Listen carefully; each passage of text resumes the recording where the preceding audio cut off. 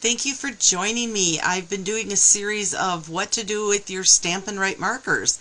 And so here I am again today with another one that, like all of them, I have not tried first.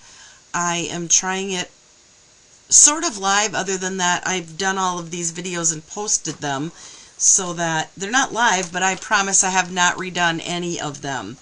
Comment on any of them for a chance to receive a card that I've made using the samples. So let me turn this down.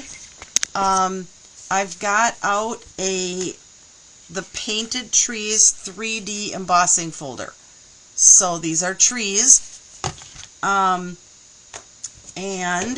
I'm going to get out my greens, which I just had out for the last card, if you were there. Not intentional, but these are pine trees. So I am going to do it both ways. I'm going to color, I'm pretty sure the way I want to do it is to color on the cover. And so let's just go ahead and do that. I'm using the brush end of my Stampin' Write markers. And I'm actually going to do this whole thing with Mossy Meadow. And then I may come in with some other colors, but this would be the easiest way to do this. Now my piece of cardstock that I'm putting in here is not this big, and so I won't get all of this image. But that is okay. Alright. Gosh, I just feel like I need to add a little more other colors here and there. Bear with me. That was garden green, and now I'm adding some old olive. I don't know if that's going to make a difference or not. But, alright, let's go with those colors. Now I'm going to, I don't know if I want to spritz it or not. Part of me wants to just put it in there and run it through my embossing folder, and part of me wants to spritz it. Alright, we're going to spritz.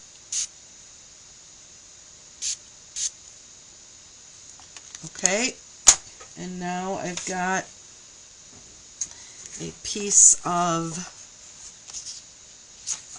let's go this way, a piece of cardstock that I've pre-cut. I'm going to close it up. I'm going to bring in my Stamp Cut Emboss machine. Let's pull the camera away a little bit. Alright, hinge first. Always. 3D plate, and here we go. So this is where we find out which way which side I should have colored on. I did something similar to this on a card the other day, and I'm pretty sure it's the cover that you're supposed to color. So, kind of looks like a mess, but when you open it up and reveal, yep, nope, not what I wanted. Okay, but it's not terrible. It's not terrible. Alright, let's see if we can work with this. I've got my water painter out, and I've got Mossy Meadow. I think that I can make this work. Add some water to this. Once again, those of you, my art people out there, are just cringing when they see me do this kind of stuff. I'm going to go ahead and make magic. Maybe. We'll see. The tree part is really cool. Very, very cool. Okay, I'm going to stop because I don't think that that's what I want to do there. What about if I dry this and then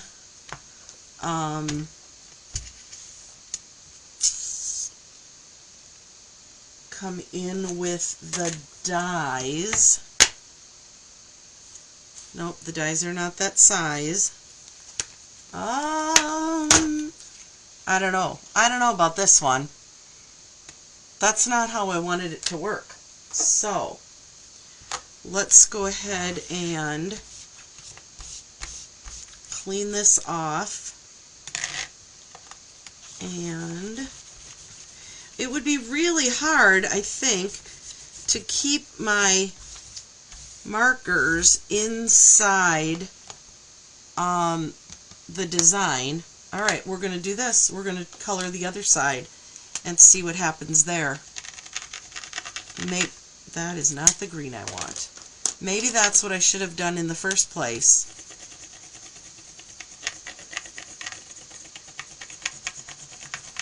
We'll see. It's just paper, right? Once again, I'm just going to color the whole thing.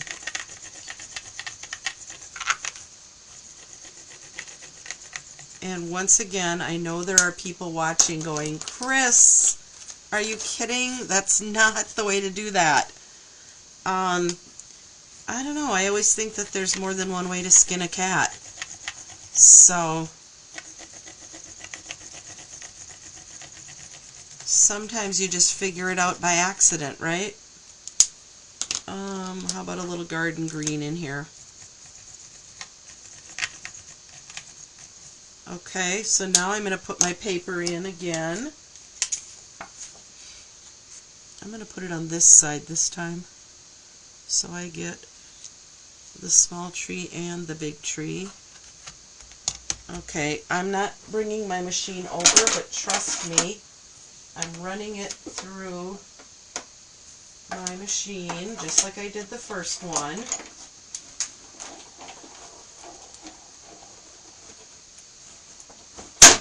And let's see what we get this time. Again. Yeah, I don't know that I know how to do this. I mean, I feel like I almost needed to color the whole entire embossing folder, which we can also do. Alright, here we go.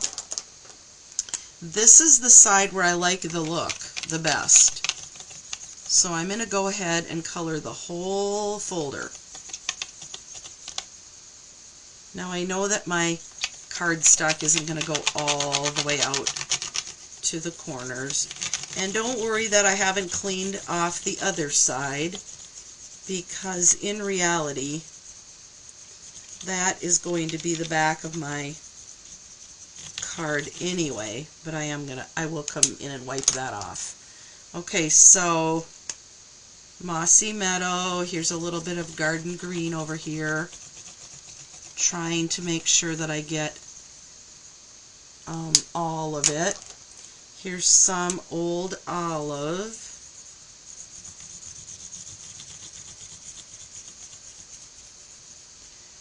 And I think when I mist this, I hope it will diffuse some of those like scribble line marks. So let's go ahead and spritz it a little more than I did last time. And I am not using watercolor paper. Now that will help in instances where it helps so that for sure the paper doesn't curl quite as much, but I didn't really want to have to purchase watercolor paper. I wanted to use what I have. So, alright, here we go.